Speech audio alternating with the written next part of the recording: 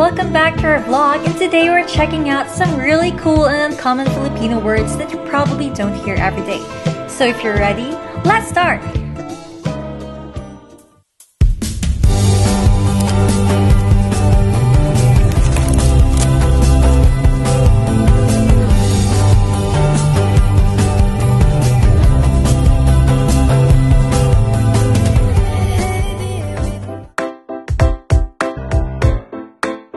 First word is alimpungatan. Have you ever woken up suddenly in the middle of your sleep, kind of confused and disoriented? That moment is called alimpungatan. Example, naalimpungatan ako dahil sa malakas na tunog ng ulan. The second word is pahimakas. This one's a bit like pahimakas means a farewell or last goodbye, usually before death. For example, ang huling pahimakas ng bayani ay ang kanyang tapang para sa bayan. For word number 3, we have salipapa. Did you know that this is an old Filipino term for airplane? Example, sumakay kami sa salipapaw papuntang probinsya. Imagine using that instead of aeroplano. The fourth word is silakbo.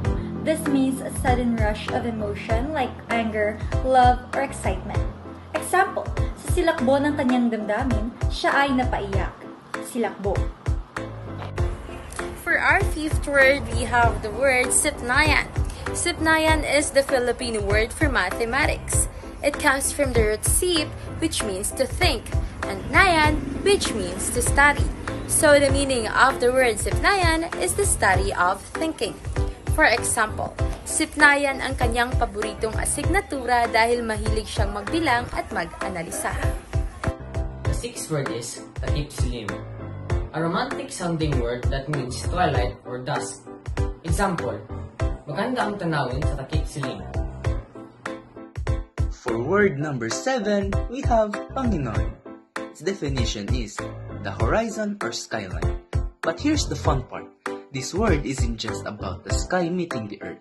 Nope, it's often used in poems and songs to symbolize hope, dreams, or that something you're reaching for that's so close yet still out there. Example, habang naglalakad siya sa tabing dagat, pinagmamasdan niya ang Panginoon na tila walang hanggan. The eighth word is batingaw. It is a large bell commonly used in older texts, especially in relation to church bells that signal mass or important events. Example, tumunog ang batingaw ng simbahan bilang hudyat ng pagsisimula ng misa. Batingaw. The ninth word is kuyom or fist. This is an expressive word showing emotion, whether anger, determination, or strength. Example, nanginginig ang kanyang mga kuyom sa galit, ngunit pinili niyang magtimpi. Kuyom. And lastly, one of my favorites, the word maharuyo, which means to enchant or to captive. For example, maharuyo ka sa ganda ng dagat. Beautiful, right?